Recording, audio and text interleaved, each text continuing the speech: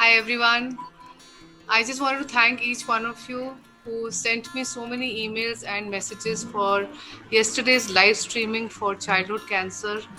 I'm so touched by everyone's support and response and commitment to helping underprivileged kids with childhood cancer. As I was starting my evening yoga session, I do yoga every evening. I just wanted to share with each one of you that in order to prevent cancer, and I know that this is on everyone's mind during the lockdown, how to protect our immune system. And once we protect our immune system, not only do we protect ourselves from deadly viruses, but we also reduce the risk of getting cancer.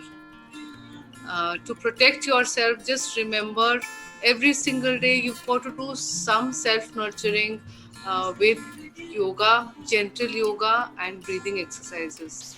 Now, when I say breathing exercises, I'm not talking about 5 counts, 20 counts, 50 counts.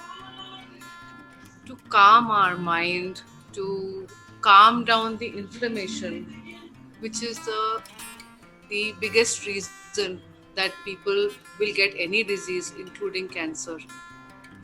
The breath work and the gentle yoga has to be slow, nurturing, and for a longer period of time. So, when you are doing yoga, like you can hear, I have put on some gentle music. You need to enjoy it. You need to nurture yourself when you're doing the yoga. You need to hold the pose versus getting into a power yoga situation of saying, okay, 1 2 3 4. No, that's building oxidative stress. That's building inflammation. Even if you're doing repetitions, like if you do repetitions in spine rotations, or if you do repetitions in pavan muktasan, cobra pose, whatever you are doing, hold for longer, because when you're holding for longer and then you are listening to wonderful music, you're absorbing the music therapy and vibrations when you're doing it. When you're holding, the other beautiful thing that happens is that your muscle strength starts coming back, your joints become healthier. All these things contribute to reduction in inflammation levels. We are not body parts. We are not, my shoulder is hurting, my head is hurting, my stomach is hurting. We are not, I have only high cholesterol, or I have fatty liver. Everything has a reason and is connected to the rest of the body. So in your mind, if you stay calm, and you can stay calm when you work and do things at an unhurried pace, including doing your exercises at an unhurried pace. I know a lot of you are actually getting into excessive exercise and weights because of the lockdown, but the benefits of slow gentle exercise on muscle building and muscle strengthening, which is very important, are as much as pumping those weights. Yoga is a body weight bearing exercise. So when you have a body weight bearing exercise and you're doing it slowly and you're holding it for a longer period of time, that muscle is beginning to become strong to support the joint. So start doing those kind of exercises that do not cause oxidative stress.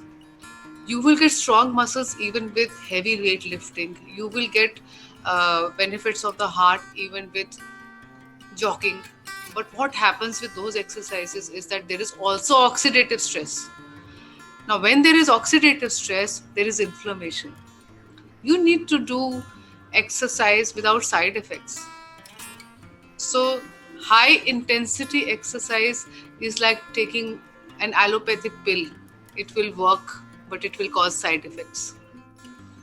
When you do yoga and you do it every day versus doing yoga 2-3 times a week, you are creating the same benefits for your heart, you are creating the same benefits for losing weight or strengthening your muscles, but you are doing it at a pace that reduces your inflammatory activity inside. And reduction in inflammation is linked to higher immunity, lower risk of diseases, and preventing cancer.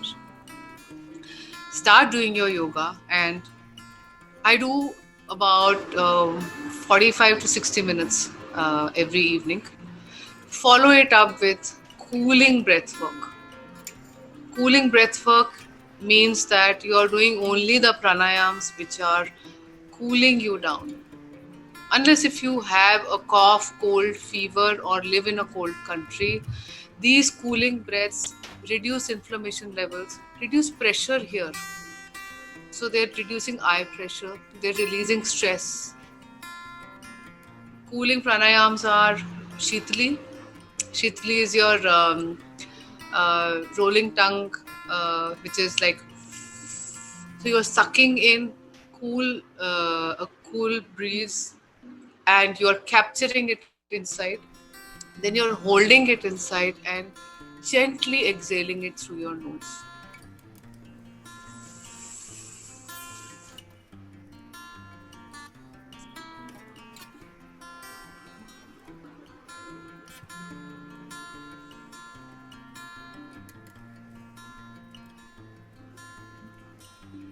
Just by the virtue of taking a longer time for each breath and a longer time for exhalation versus inhalation, you will, and I promise you this, if you want to do it with me right now, you will start feeling the calmness almost immediately. It's much more effective and powerful than any pill in the world, than any treatment in the world.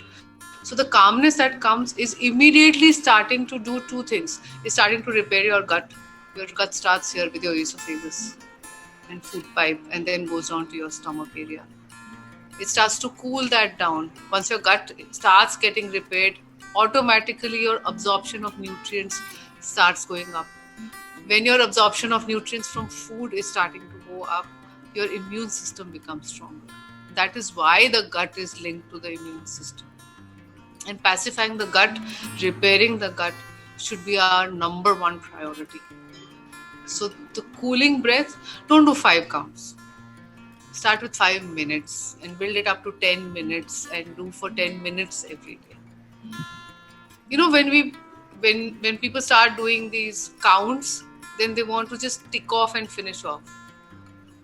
Breath work and pranayam, it's your pran. You can't tick off that. You've got to inhale the positive energy and hold it inside you. So you've got to do it nicely. Then there is no pressure of saying, oh, I've got to finish the 5 counts, so I'll do. That's like, you're shortchanging yourself more than anybody else. So don't do that, please. Don't. Do it calmly. When you know that you've got to do it for 10 minutes, you're not bothered whether you do 10 breaths in that 10 minutes or you do 5 breaths or 15 breaths. You're just doing it calmly. Follow up Shitali with 15 minutes of Anulom Vilom. Yes, 15 minutes. Don't do 20 counts of Anulom Vilom. It has no benefit. Anulom Vilom or alternate nose breathing is the most powerful form of bringing your mind body into balance and in sync with each other. So you inhale from your left nostril, hold for a second, and then exhale from your right nostril.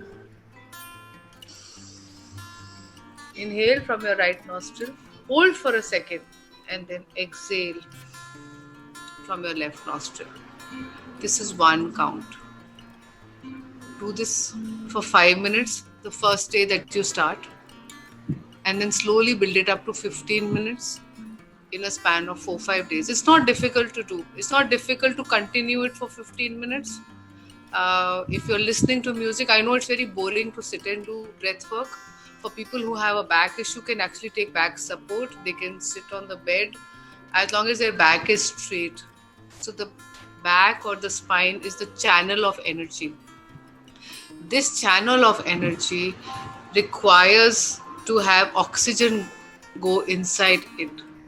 And when you're sitting straight during any cooling pranayam, you're sending a message for energy to get activated in your spine. So sit straight. Whether you sit with support or you sit without support. You have to sit straight when you're doing your breathing exercises. For people with a heart condition, do not hold for 1 second in Anulom Vilom. For the rest of you, please make sure that you hold.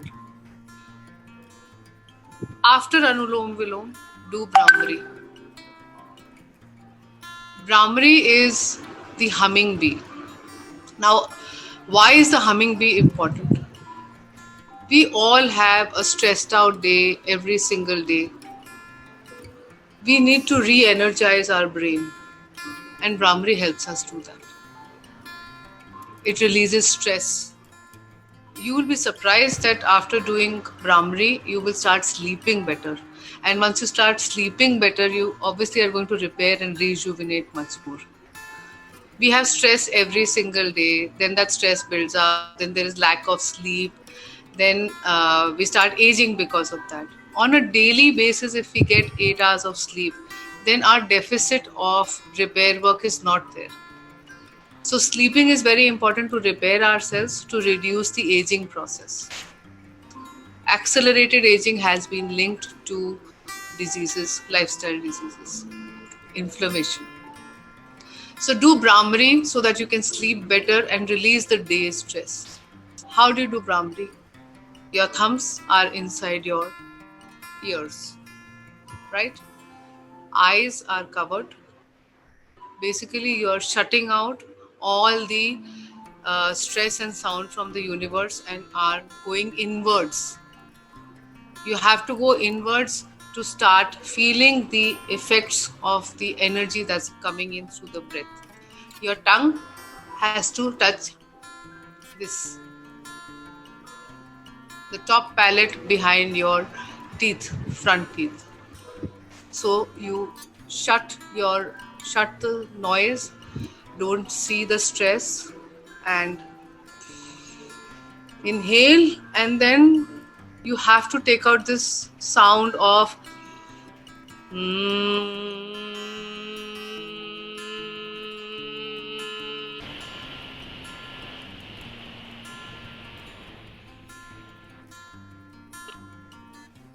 this is the humming bee sound which creates the vibrations. It's the vibrations that are actually cleansing the toxicity in your mind and releasing the stress.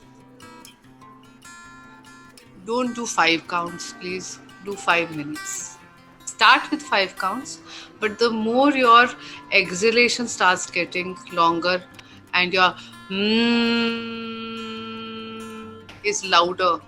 Yes, louder. You need to have a loud humming bee sound for the vibrations to be felt over here. So the longer your exhalation and humming bee sound, the more effective Brahmari is going to be in releasing stress from your brain and giving you a better quality of sleep. So please do some gentle yoga followed by some cooling pranayams that I have talked about. Keep emailing me and keep messaging me. I am here. We need to work on increasing your immunity, releasing your stress and inflammation, and protecting you from lifestyle diseases, viruses, and cancer. Namaste. Have a wonderful evening.